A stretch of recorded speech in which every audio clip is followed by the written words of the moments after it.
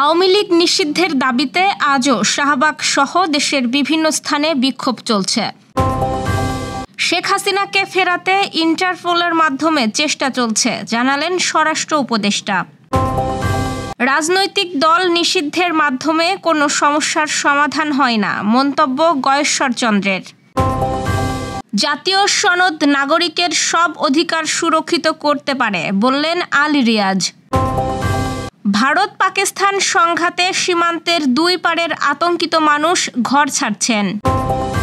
মুস্তফা জামান আব্বাসী মারা গেছেন। আইপিএল আয়োজনে আগ্রহী ইংল্যান্ড। দর্শক শুনছিলেন দিনের খবরের প্রধান শিরোনাম, এবার বিস্তারিত। তার আগে গ্রামের কাগজের ইউটিউব চ্যানেল সাবস্ক্রাইব করুন এবং সব খবর পেতে ফেসবুক পেজ ফলো করে রাখার পাশাপাশি ওয়েবসাইট ভিজিট করুন। আওয়ামী লীগের রাজনীতি নিষিদ্ধ সহ ৩ দফা দাবিতে দ্বিতীয় দিনের মতো বিক্ষোভ কর্মসূচি পালন করছেন ছাত্র জনতা। তবে গতকালের থেকে আজ শনিবার দুপুরে সেখানে লোক সমাগম তুলনামূলক কম বলে জানাচ্ছে বিভিন্ন গণমাধ্যম। বিকেল ৩টা থেকে শুরু হবে সমাবেশের মূল আয়োজন বলে জানিয়েছে আগতরা। আওয়ামী লীগের রাজনীতি নিষিদ্ধের দাবিতে সকাল থেকে শাহবাগে অবস্থান নিয়ে বিভিন্ন ধরনের স্লোগান দিচ্ছেন আগতরা। এদিকে আওয়ামী লীগ নিষিদ্ধের দাবিতে রাজধানীর শাহবাগ মোড় ছাড়া দেশের অন্য কোনো হাইওয়ে এমনকি রাজধানীর অন্য কোনো সড়কে ব্লকেড না করার আহ্বান জানিয়েছেন জাতীয় নাগরিক পার্টির দক্ষিণাঞ্চলের মুখ্য সংগঠক হাসনাত আব্দুল্লাহ। স্বরাষ্ট্র উপদেষ্টা লেফটেন্যান্ট জেনারেল অবসরপ্রাপ্ত মোহাম্মদ জাহাঙ্গীর আলম চৌধুরী জানিয়েছেন, সাবেক প্রধানমন্ত্রী শেখ হাসিনাকে দেশে ফেরানোর বিষয়ে আইনি প্রক্রিয়ায় কাজ করছে ইন্টারপোল। শনিবার হজরত শাহজালাল আন্তর্জাতিক বিমানবন্দরে নিরাপত্তা পরিদর্শনে গিয়ে একথা জানান তিনি। জাহাঙ্গীর আলম চৌধুরী বলেন, নিরাপত্তা বলয় পার হয়ে সাবেক রাষ্ট্রপতি মোহাম্মদ আব্দুল হামিদ কিভাবে থাইল্যান্ড গেলেন সেটি তদন্তে ৩ সদস্যের কমিটি শিগগিরই রিপোর্ট দেবে। সাবেক রাষ্ট্রপতির দেশ ত্যাগে নিষেধাজ্ঞার বিষয় এসবির পক্ষ থেকে কোনো নির্দেশনা স্বরাষ্ট্র মন্ত্রণালয়ে দেওয়া হয়েছে কিনা তা জানা নেই। আওয়ামী লীগ নিষিদ্ধের দাবিতে ছাত্র জনতার আন্দোলনের প্রতিক্রিয়ায় স্বরাষ্ট্র উপদেষ্টা বলেন, জনভোগান্তির বিষয় মাথায় রেখে কর্মসূচি দেওয়া উচিত, দাবি আদায়ের অন্য পন্থাও আছে।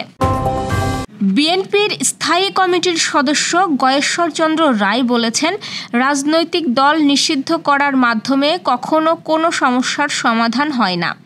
সমাজের মানসিকতা তথা আইনের শাসন নিশ্চিতের মাধ্যমে কে গ্রহণযোগ্য বা নিষিদ্ধ তা মানুষই ঠিক করে। শনিবার সকালে জাতীয় প্রেস ক্লাবে 12 দলীয় জোটের সমাবেশে একথা বলেন তিনি। গয়েশ্বরচন্দ্র বলেন, সাবেক রাষ্ট্রপতি আব্দুল হামিদ দেশ ত্যাগের বিষয়ে কোনো সংস্থা জানত না, এটা হতে পারে না। সরকারের সম্মতি ছাড়া তিনি বাইরে যেতে পারেন না। যারা ১/১১ সৃষ্টি করেছে তারাই নেপথ্যে থেকে অন্তর্বর্তী সরকারের কলকাঠি নাড়ছে। তিনি আরও বলেন, তারেক রহমান মামলা থেকে খালাস পেলেও তার ওপর চলা নির্যাতনের ক্ষত রয়ে গেছে। তার দেশে ফিরতে বাধা নেই, সরকারের পক্ষ থেকে এ বিষয়ে পর্যাপ্ত নিশ্চয়তা দিতে হবে।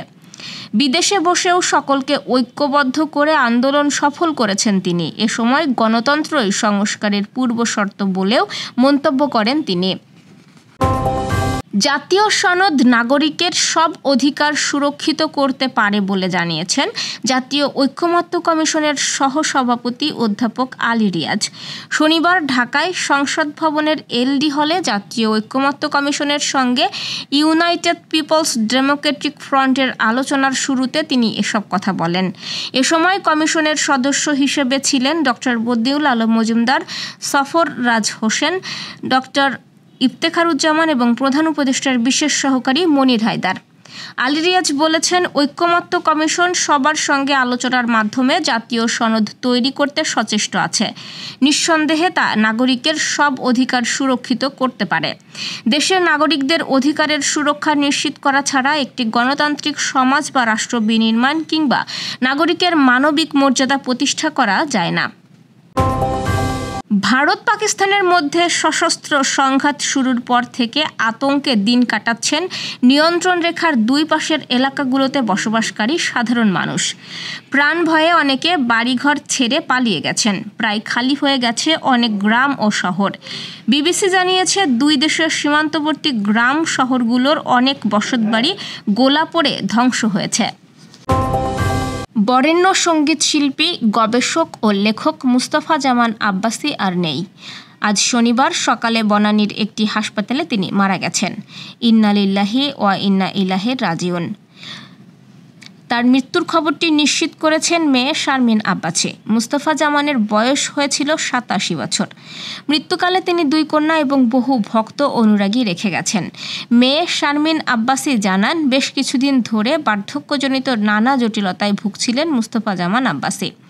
সর্বশেষ গতকাল শুক্রবার শ্বাসকষ্ট নিয়ে হাসপাতালে ভর্তি হয়েছিলেন। আজ ভোর 5:30টায় তিনি শেষ নিঃশ্বাস ত্যাগ করেন।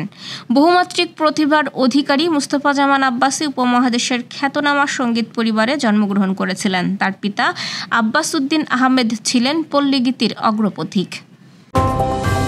ভারত পাকিস্তান সংঘাতে স্থগিত হয়ে গেছে আইপিএল। সম্ভাব্য বিকল্প না থাকায় সেপ্টেম্বরে মৌসুমের বাকি ম্যাচগুলো আয়োজনের ব্যাপারে নিজেদের আগ্রহ প্রকাশ করেছে England and Wales cricket board EBC.